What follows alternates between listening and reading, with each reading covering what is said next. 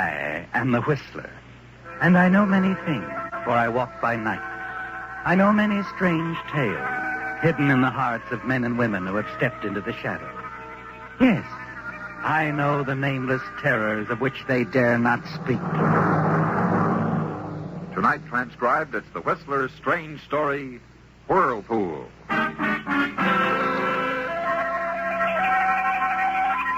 He wasn't sure when it began. It was too much like walking in the middle of a nightmare, and then remaining in it, living in it. The shipwreck, the confusion, was all there again, coming back to him, but slowly, hazily. And there was a strange buzzing in his ears, pressure, and the sound of the sea, a whirlpool of confusion. And then gradually, out of the whirlpool, voices, dimly and faintly at first, but voices, growing, coming closer and closer. He coming around? Yes, he'll be all right, Captain. It's the shock, his exhaustion.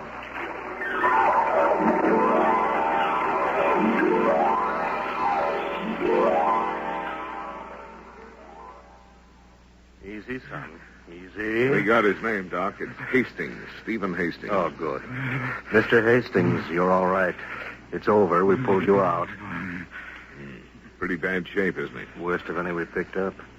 Hear anything about the others? The Khalifa just radioed. She took on most of them. Gotta get off. Swim the lifeboat. Poor devil, going through it all over again. He's better, though. He's coming around. Hastings. Mr. Hastings. Couldn't be any mistake about his identity, Captain. No, that's who he is. Oh, never mind now.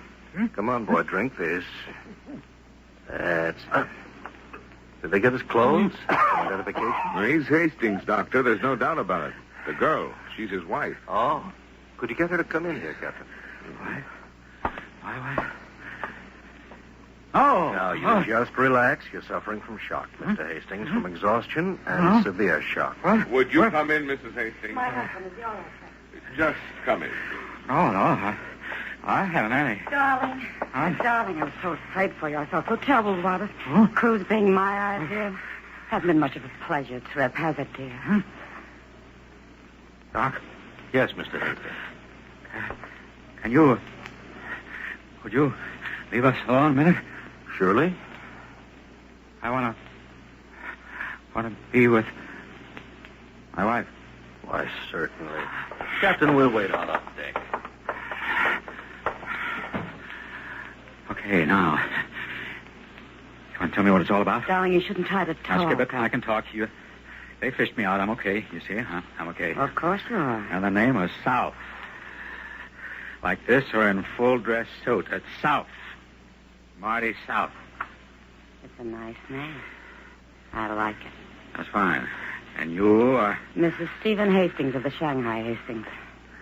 You can call me Lucille. Yeah, okay, Lucille. What's on your mind? He's dead, huh? This Hastings guy. Yes, Stephen's dead. One that didn't make it. One that didn't make it. You left him in his cabin. He wouldn't budge. It was as if he'd welcomed it. Welcome to what? Chance to die? I don't know. You couldn't send anybody back after him? With all that was happening, I didn't think. But you've been thinking since. Yeah? Plenty. Well, come on, I'm waiting.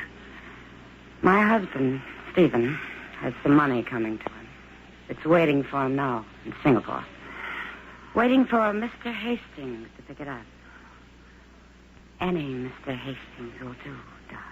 Crazy. To begin with, how can you pass me off as your husband here on board? There are quite a few survivors, I've heard. Nobody knew him. He stayed in his cabin half the voyage. The others were picked up by the Khalifa. We'll see him in Singapore. No, the Khalifa's heading the other way for the United States.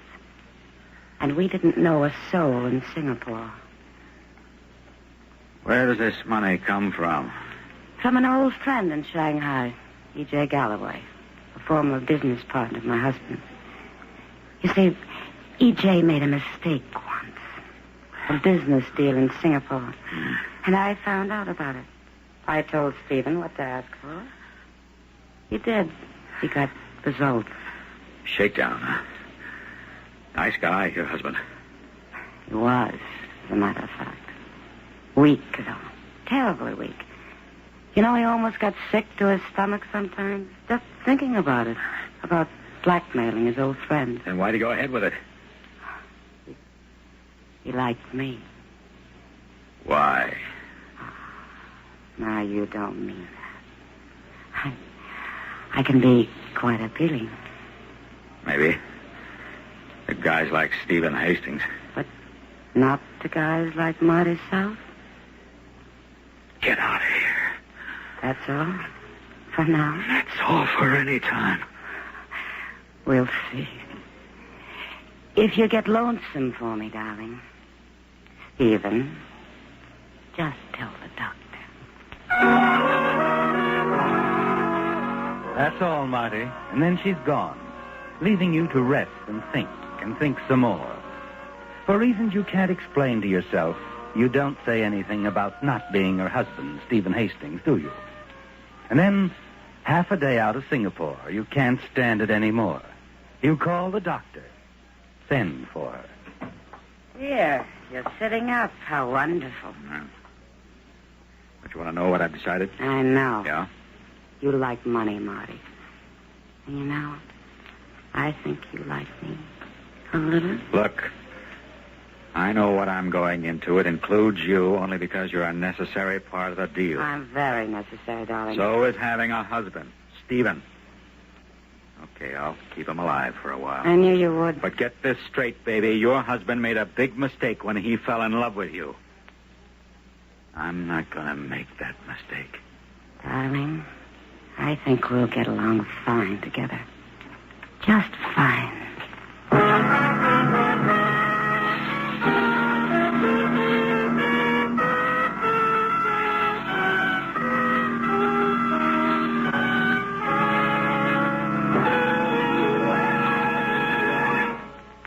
In just a minute, the Whistler will continue tonight's story. All of us are proud of our hometowns, and rightly so. In this brief moment before we continue with our program, we'd like to offer a salute to one of our hometowns in America, New York City. Hometown to more people than any other in the world. Its history is pretty well known. How it was supposedly bought for $24 worth of trinkets from the Indians. How it started under the Dutch, went to the British, and passed to the young United States after the Revolutionary War. It was our national capital for 5 years, and George Washington was inaugurated there. Today, it's not only the biggest, but probably the busiest and noisiest place in the world. Much of its growth and prosperity is due to New York Harbor. The port clears more than 5,000 vessels a year and ships almost half of the entire trade of the United States. But New York City is many things to many people. It's not just San Francisco multiplied by 10 or Chicago multiplied by 3. It's Wall Street and Harlem, the Statue of Liberty in Greenwich Village. It's Broadway, otherwise known as the Main Stem or the Great White Way. More theaters are crowded in that area than any place in the world. It's the Empire State Building, the world's tallest structure. It's a parade up Fifth Avenue and a baseball game between the New York Yankees and the Brooklyn Dodgers. It's the Metropolitan Opera and Madison Square Garden. It's Rockefeller Center, occupying 12 acres and 15 buildings. And it's the headquarters of the United Nations.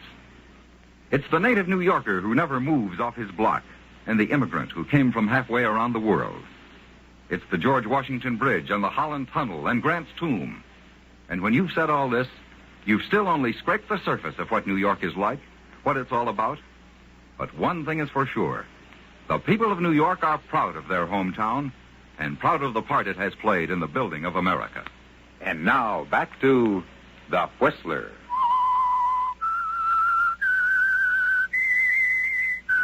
You made a decision, didn't you, Marty? About Lucille and the money waiting for Stephen Hastings in Singapore. Perhaps it was the suddenness with which Lucille Hastings thrust opportunity into your hands by asking you to pose as her dead husband. But there's another thing you've decided on. You're not going to fall in love with Lucille, because that doesn't fit in with your plans at all.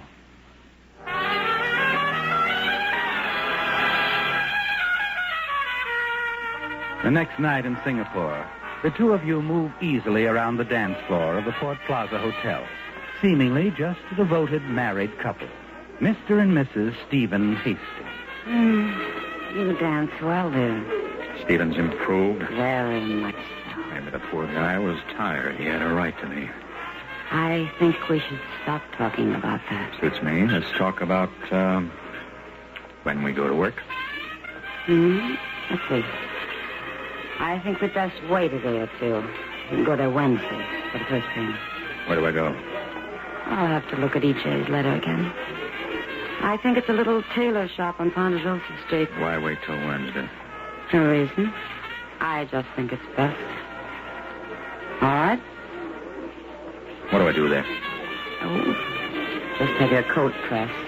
You can wait for it if you want to. Tell them you're Mr. Hastings. What if they want proof? Then they can call the hotel and ask Mrs. Hastings. But they won't. Relax, darling. Sorry, not until I've had my coat pressed.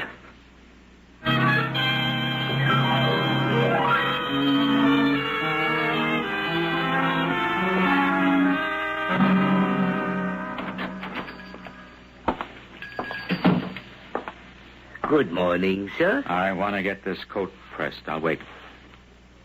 Name's Hastings. Oh, yes. And you're staying... Port Plaza. Why? Oh, nothing, Mr. Hastings. Just curious.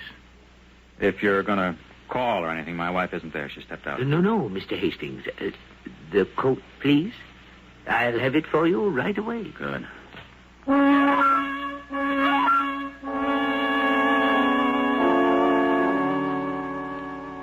You watch the proprietor of the little tailor shop as he takes your coat and moves off toward the back of the establishment. You look around nervously, ready to run for it if anything goes wrong. But nothing does, Marty. He's back in a matter of minutes, handing the newly pressed coat across the counter. You pay him and slip it on. Feel the bulge of a heavy envelope in the inside pocket.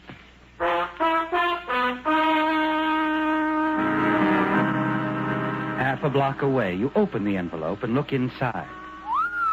It's there, Marty. $20,000 in crisp, unmarked bills. Half of it yours. And then your pulse quickens and you glance back. There's someone following you, Marty. And you realize that Lucille is still thinking as fast as ever. That she's guessed you might not wait until Wednesday. You turn, hurry down the street on your way back to the hotel.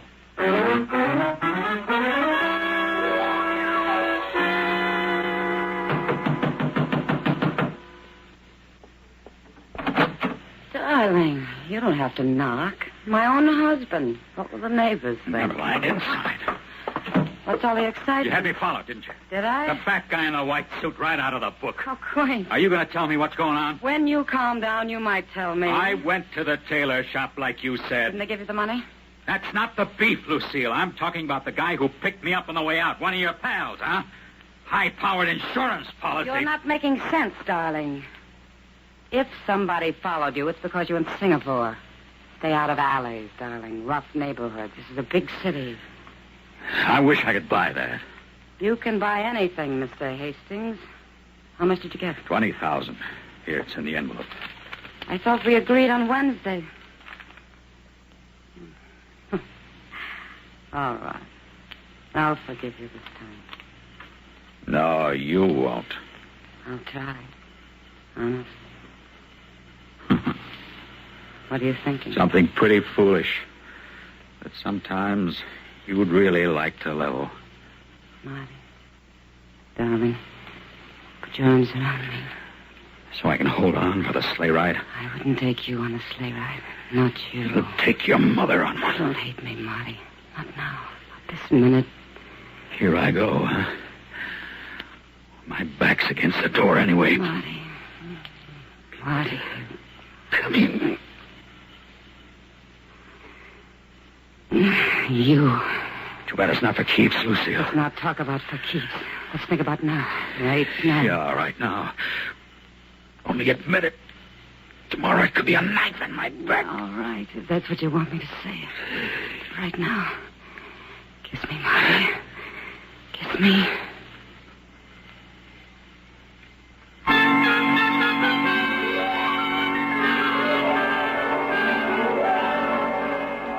Your mind is spinning as you leave her, Marty. You're afraid, aren't you? Because the one thing you've tried to guard against is happening. Slowly and surely, you're falling in love with her. And you know what it can mean.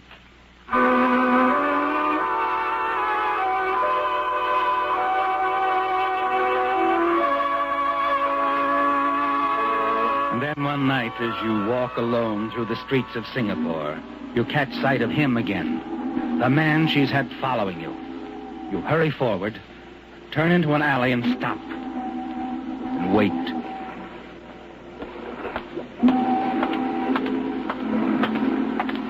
Here I am. What do you want? Oh, take it easy, Mr. Hastings. I just wanted to talk it over. Talk what over? Why, our deal. I thought maybe you'd change your mind the way you've been acting, avoiding me. Of course, this is sort of a crazy setup. Oh? I thought you were going to meet me when you got in last week, introduce yourself, set it all up. After all, I've been getting things secondhand. I think you better keep talking, Mr. Gray's good enough, Mr. Gray. It might be. Oh, I don't blame you for being careful, Mr. Hastings. Screwy deal like this. But how's this sound to you? You take your wife to the Red Angel Cafe tomorrow night. Just casual like, see? You have dinner with her, the last one, then stroll out on the terrace. Terrace? Yeah. Nobody out there much. Just give me a chance to get lined up and then light her cigarette. The match will give me a target. An easy one.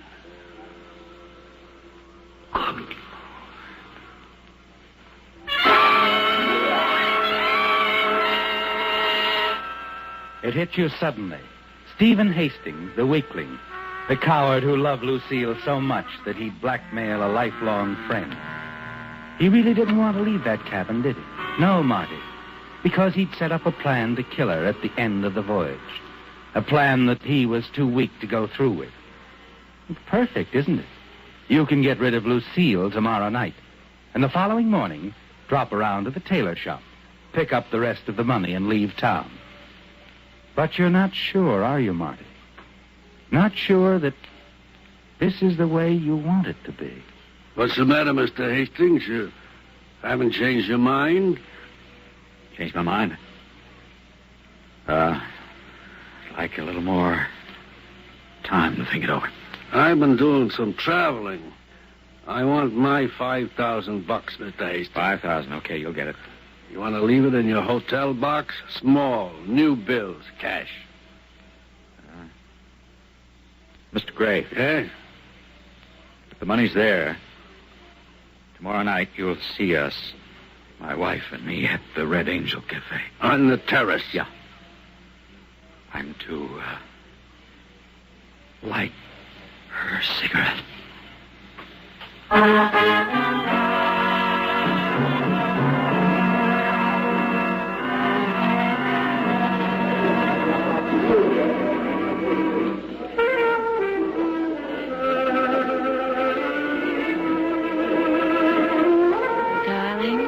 How'd you know about this place? Red Angel? Mm-hmm. Heard somebody mention it. Like? Very much. And I like you for bringing me.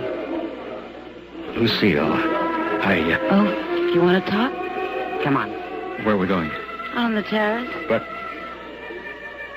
Okay. The terrace.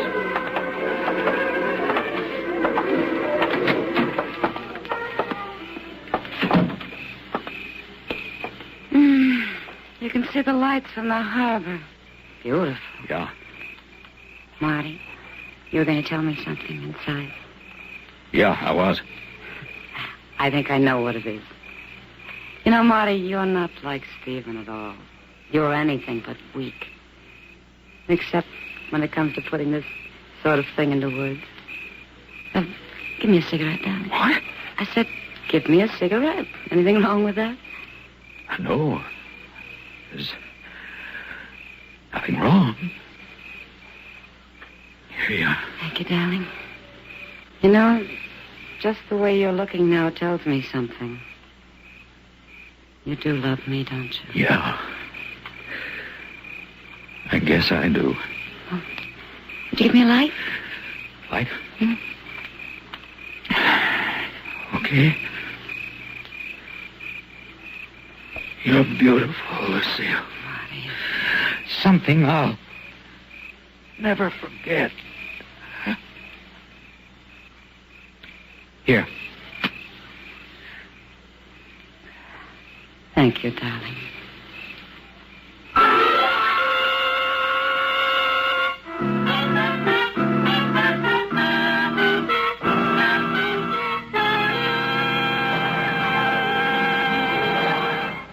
Now, a question. Do you know how the term midshipman originated? In the early days of the Navy, crews included 9- and 10-year-old boys whose primary duty was to carry orders from the officers to the crewmen. But since the crew was quartered in the forecastle and the officers aft, the youngsters were forced to cross a midship several times a day. Thus the term midshipman. Today, midshipman is the name given to the officer candidates attending the Naval Academy at Annapolis. This is but one of many interesting facts which can be found in the history of your United States Navy.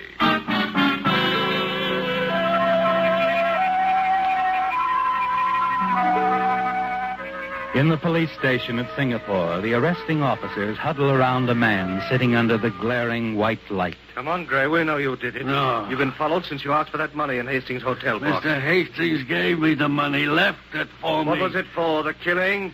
Gray, you were seen firing the gun. All right. I did it. But it was a plan. Hastings. He was tired of his wife? He must have been tired of everything. But he was a weakling. Suicide's been on his mind for months. Only he didn't have the nerve. Suicide? Then why kill her? I think maybe it was because of some deal she talked him into. He didn't want to leave her around so that she could follow through with it. That's why Stephen Hastings set this thing up. So they die together. Don't be half right. Use Yusufi. For example, how many years ago would you say the first helicopter was invented? 227? No, that's only half right. Brush up on your aviation. Tell your I&E officer you want to study with the United States Armed Forces Institute, USAFI. It's easy. It's simple. If you don't want to be half right, use USAFI.